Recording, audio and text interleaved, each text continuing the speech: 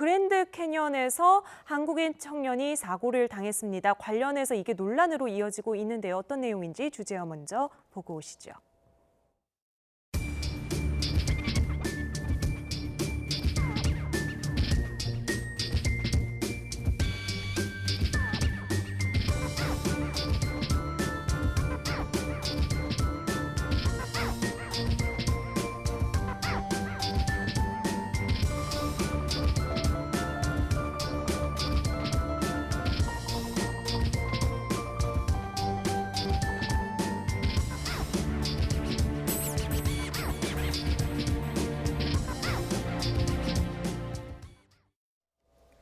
네, 일단 사고를 당했다는 내용이니까 어느 정도의 사고인지 개요부터 조금 정리해 주실까요? 이게 25살 대학생입니다. 그런데 1년 동안 캐나다로 연수를 마치고 아마 돌아오기 위해서 이제 1년 마친 가운데 패키지 여행을 다녔던 모양이죠. 네. 그게 그랜드 캐년이었고 그때 일정 중에 개인들에게 아마 자유시간이라고 주는 시간이 있죠. 그때 여기저기를 돌아보다가 추락을 했는데 네. 이 교상이 굉장히 심각해서 뇌출혈 증상을 일으켰고 수술도 여러 차례 있었고 구조하는데도 헬리콥터가 동원이 됐었고 네. 근데 문제는 아시겠지만 이제 미국 같은 경우는 의료비 시스템이 우리랑 많이 다르잖아요. 예. 거의 천문학적인 액수의 의료비가 나와서 지금까지만 해도 10억 원 가량이 지출이 됐고 예. 앞으로 병원에 머무는 동안에도 계속해서 이 액수는 늘어날 전망이라는 거죠. 그리고 잠깐 나온 것처럼 그렇다면 한국에 이게 데리고 와서 치료라도 하고 싶은데 그 비용만 해도 뭐 2억 원 가량이 든다라고 지금 알려진 겁니다. 지금 가족들이 지금 그 건너가서 가족들이 그렇게 얘기를 하고 있는 거죠. 네.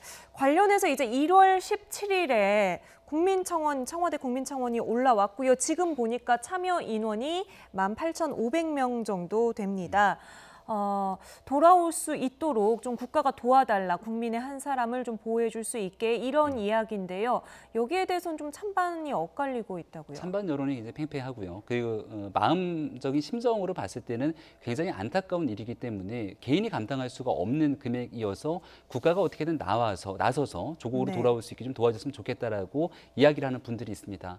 하지만 정부가 이러한 곳에 책정할 수 있는 예산이라든지 실질적인 정부의 비용을 통해서 데려올 수 있는 이 법적 기반들이 없는 상황이다 보니까 네. 여기 대해서 정부의 역할이 또 한계가 있을 수밖에 없는 거냐, 없을 수밖에 없다라고 하는 의견들도 만만치 않게 벌어지고 있는 상황인데요. 앞서 변호사님 얘기한 것처럼 미국 같은 경우에 우리 대한민국과의 의료 시스템 자체가 달라서 사실은 한국이었으면 이렇게까지 많은 의료비가 지출되지 않았을 텐데 미국에서 긴급하게 수술 등으로 인해서 지금 10억 원 정도에 달하는 비용이 지출되고 있는 거고 시간이 지나면 지날수록 더 많은 비용들은 계속 늘어나지 않겠습니까? 그럼 결국 이러한 상황에서 한국으로 돌아오지 못하는 상황이 계속 반복되게 되는 일들이 일어나게 되면은 여기에 대해서 최종적인 결론은 어떻게 낼 것인가에 대해서 굉장히 복잡한 상황이 이렇게 되는 거거든요. 예. 지금 대한민국 정부에서는 급하게 이 LA 총영사 등이 할 수 있는 역할들을 찾기 위해서 굉장히 노력을 하고 있는 상황입니다만은 뚜렷한 해법이 나오지 않는 터라 많은 국민들의 안타까움을 자아내고 있는 그런 상황인 것 같습니다. 지금 가족들은 여행사에서 인솔을 해서 간 여행인데 여행사에서 조금 부주의했던 책임도 져줘야 되는 거 아니냐 이런 문제의식도 있는 것 같아요. 보통 이런 경우에 여행사와 책임 소재를 어떻게 가립니까? 일단 이게 자유시간에 벌어진 일이라고 해서 여행사가 완전히 자유롭다 이런 건 아닙니다. 그러니까 네. 뭐냐면 그런 해외에 갔었을 때 뭐 놀이시설이라고 해야 될까요? 조금 위험한 시설물 같은 것을 이용하는 경우들이 가끔 있지 않습니까? 네. 그럴 때는 그게 위험하다는 것을 충분히 알려주고 어떻게 하면 본인의 생명이나 신체를 지킬 수 있는지 이런 부분까지도 가이드가 안내를 해준 다음에 개인이 자유시간을 갖도록 하는 게 원칙입니다. 그래서 그거를 위반했을 경우에는 사실 이제 손해배상이라든가 피해 금액 같은 것을 여행사와 개인이 좀 나눠서 갖는 그런 판례들은 많이 있거든요. 네. 이 경우에도 지금 여행사에서는 자유시간이었고 주의를 해줬다라고 하는데 이런 것이 정말로 그대로 말씀드린 것처럼 이행이 됐는지는 이게 패키지 여행이니까 다른 분들도 갔을 거 아닙니까? 네. 다른 분들이 비슷하게 그런 얘기를 들었노라 안 들었노라 이런 것들을 좀 따져봐야지 어느 쪽 말씀이 맞는지를 판단할 수 있을 겁니다. 네, 지금 뭐 미국 현지 기사를 찾아보니까요. 2017년 기사이긴 합니다만 매년 12명 정도가 그랜드 캐년에서 목숨을 잃는다고 합니다. 모두 다 추락사는 아니고 뭐 여러 가지 사고라든지 뭐 스스로 목숨을 끊는 경우도 있다고 하는데 보통 2~3명 정도가 추락사를 당한다고 해요. 이거는 미국이나 그랜드 캐년을 관리하는 쪽에다가는 뭐 책임을 우리 국민이 물을 수는 없는 건가요? 그러니까 국립공원이기 때문에 여기에 대한 관리 책임도 분명히 있지 않을까라는 생각이 드는데요. 말씀하셨던 것처럼 적지 않은 사람들이 사고가 일어나게 되는 것은 굉장히 위험한 지역임에도 불구하고 안전장치가 잘 안 되어 있다는 거죠. 추락하게 되는 영상이 지금 공개가 공개가 돼서 확인을 해보니까 네. 여기에 대해서 그 미끄러지는 과정들에서 어떠한 안전장치들도 없는 모습들을 봅니다. 네. 그리고 거기에는 이 청년 혼자 있었던 것이 아니라 주변에서 사람들의 생생한 목소리가 들릴 정도였고 굉장히 위험한 곳에 여러 관광객들이 함께 노출돼 있는 것들을 볼 수가 있었거든요. 네. 그렇다면 이러한 사고가 날 수 있도록 방치했던 미국 정부의 책임은 없는지에 대한 고민들도 들 것이고요. 네. 가장 1차적인 책임은 일단 여행사에서 이렇게 사고가 날 수 있는 위험성들이 있음에도 불구하고 이것들을 방치했던 부분들에 대해서도 한번 고민이 필요한 지점인 것 같습니다. 여기서 중요한 것은 네. 이번 일만으로 끝나는 것이 아니라 앞으로도 대한민국에서 굉장히 많은 국민들이 해외로 여행을 가서 이러한 사건 사고들이 발생할 수 있는 개연성들이 있는데 네. 똑같은 일이 재발됐을 때 과연 대한민국 정부는 어떤 일들을 해야 될 것인가에 대한 고민들이 필요한 지점이라 여기에 대해서 굉장히 깊이 있는 지점에 대한 토론이 필요한 상황인 것 같습니다. 네, 우리 정부의 역할을 언급을 해주셨는데 지금 외교부가 영사 조력을 제공하기로 했다 이런 발표를 했거든요.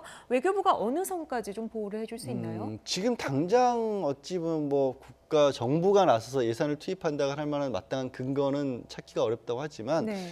영사라고 하는 분들은 그런 제한하고 상관없이 이렇게 오히려 생각하시면 될 것 같습니다. 미국 국민이라고 할지라도 네. 저런 것에서 다치거나 사망하는 일은 있을 거예요. 그리고 미국의 현지인들이라고 해도 저런 비슷한 사고를 하면 그럼 같은 비용이 나올 텐데 네. 그분들이 뭐 다 10억 원씩을 낼 수 있는 상황은 아닐 거 아니겠습니까? 네네. 그러니까 미국 내에도 자국의 어떤 상황에 맞춰서 저런 정도의 일이 벌어졌을 때 대처하는 방법들이 있을 것이고 네. 그게 이제 우리 뭐 여행자들 같은 경우에도 적용이 될 수 있는지 이런 부분들을 미국 내에서 찾는데 1차적으로는 조력을 해주는 걸로 지금 알고 있습니다. 네, 마침 지난해 국회 본회의에서 재외국민 보호를 위한 영사조력법이라는 게 제정이 됐다고 합니다. 내용을 좀 볼게요.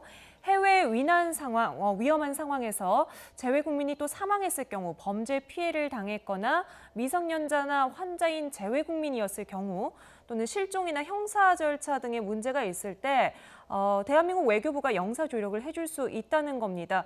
그런데 이번엔 적용이 안 되나 봐요. 시행이 2021년으로 되어 있군요. 예, 그렇습니다. 시행 자체도 미뤄져 있지만 이게 보시면 뭐 천재지변 같은 경우도 있지 않습니까? 뭐 해외에 갔는데 해일이 있어서 그쪽이 다 폐쇄가 됐다거나 이럴 때 우리 이제 국적기를 보내서 송환시켰던 그런 네. 사례도 있었고 범죄로 해서 납치가 됐다 이런 경우에도 국가가 직접 나서서 해결했던 경우도 있었고 뭐 그곳에서 혹시라도 범죄가 연루돼서 재판을 받는가 이런 공적인 장소에서는 도움을 주는 게 영사조력법인데 네. 저 영사조력법의 취지에 비춰봤어도 이번 사건 같은 경우에는 안타깝지만 저 법의 적용이 설령 시행범위 내에 있더라도 직접 적용을 받기는 좀 곤란했지 않을까 싶습니다. 네, 국가가 국민을 보호하는 게 국가의 의무죠. 그런데 어느 선까지 보호를 해줘야 되느냐, 어디까지 따라가 줘야 되느냐에 대해서는 기존에도 비슷한 논란이 많이 있었던 것 같아요. 그러니까 저 영사조력법에 따르더라도요. 1차적인 책임은 거기에 대한 비용 부담은 본인이 지게 돼 있습니다. 하지만 본인 스스로가 감당할 수 없는 범위에서 정부가 재정을 지원할 수 있도록 할 수 있는 방안들을 마련하게 된 건데요.